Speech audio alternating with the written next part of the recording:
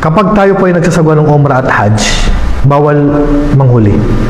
Hindi ka pwedeng manghuli ng hayop na may ilap. Yung mga walang nagmamayari. Nakakita ka ng rabbit dyan, hinuli mo. O kaya nakakita ka ng zebra, hinuli mo. Nakakita ka ng ibon, bawal yung sa isang nagsasagawa ng Umrah at Hajj. Bawal mo silang patayin. Pero kapag ikaw ay nag-umrah at nag-Hajj at napadaan ka sa isang ahas, pwede mong patayin. Ang Propeta sallallahu alaihi wasallam, sabi niya kasi, khamsun fawasiq yuqtalna fil hilli wal haram. Khamsun fawasiq yuqtalna fil hilli wal haram. Ano ibig sabihin nun? 5 hayop na mapaminsala, mapanganib, at delikado, na pwedeng patayin kahit saan nag-umrah ka man o hindi ka nag-umrah. Nag-Hajj ka man o hindi ka nag-Hajj. Ibig sabihin, basta saan mo matagpuan ang hayop na to, papatayin mo. So ano yun? Ahas. Ahas ay yung ahas, nabitali ko yung ahas, di ba? Kahit saan mo matagpuan ng ahas, papatayin mo talaga yan. Kaya lang, may exemption, tulad na natalakay ko, sa maliban sa loob ng bahay. Kasi sa loob ng bahay, ano yung dapat muna natin gawin? Itataboy muna natin kasi baka ito ay jinn. Yun pa yun ang Propeta sallallahu alaihi wasallam. Kasi nga, mayroong sahaba na ang ikinamatay niya, pinatay niya yung ahas at hindi niya agad tinaboy. So, ang Propeta sallallahu alaihi wasallam, itaboy niyo, sabi niya ng 3 beses. Sa ibang hadis, 3 araw. 2 yung salaysay sa hadis. Itataboy ng ilang beses? 3 sa ibang hadis? 3 araw. Pag hindi pa rin umalis, pag bumalik, ano sabi ng Propeta sallallahu alaihi wasallam? Pag bumalik at hindi pa rin umalis, patayin na dahil ito ay syaitan. Naintindihan? Papatayin na natin. Okay?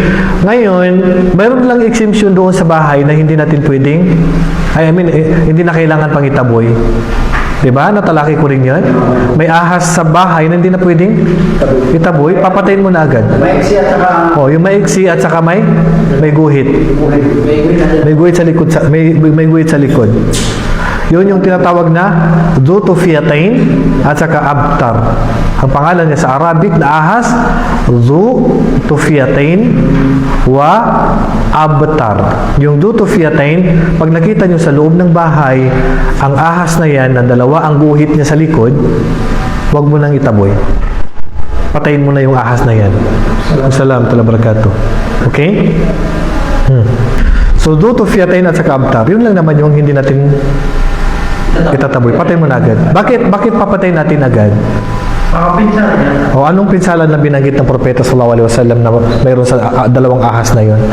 Yung may guhit sa 2 sa likuran at saka may iksi siya na ahas. May iksi siya, hindi siya ganun kahaba. So, anong kapinsalaan na banggit ko? Kapag makita mo siya, mabubulag ka. Sabi ng pag tiningnan ka doon niya, nagka-eye to eye kayo, mabubulag ka. Sabi na paliwanag ng ating mga ulama, pag natuklaw ka niya, mabubulag ka. Tapos ano pang pangalawa? Yung buntis, makukunan. Yung buntis, makukunan. Ganun katindi yung mayroon sa 2 eye contact or matuklaw. So, kailangan patayin agad ang 2 uri ng ahas na to. So, ang una, ahas, ipinag-utos ng Propeta sallallahu alaihi wasallam na patayin. Itiknot nyo kasi kung Yung buntis sa hotel, ano mangyayari pag makukunan. Sulat nyo kayo mamaya. Nakakalimutan nyo naman. Hindi nyo kasi sinusulat. Okay na sana kung i-review yung live ko. Okay. So, una, ang ahas hindi talaga pwedeng kainin, hindi pwedeng ibinta, hindi pwedeng pakinabangan. Kasi ang ahas ay ipinag-utos ng Propeta sallallahu alaihi wasallam na patayin. Ibig sabihin, pag inutos niya patayin, walang pakinabang. Papatayin.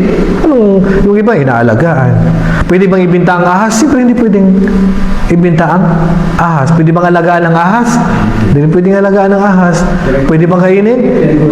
Hindi pwedeng kainin. Pwede lang ang ahas kung sakali pag-aaral sa larangan ng medisina. Kung pag-aaralan sa larangan ng medisina, pwede nagpakinabangan.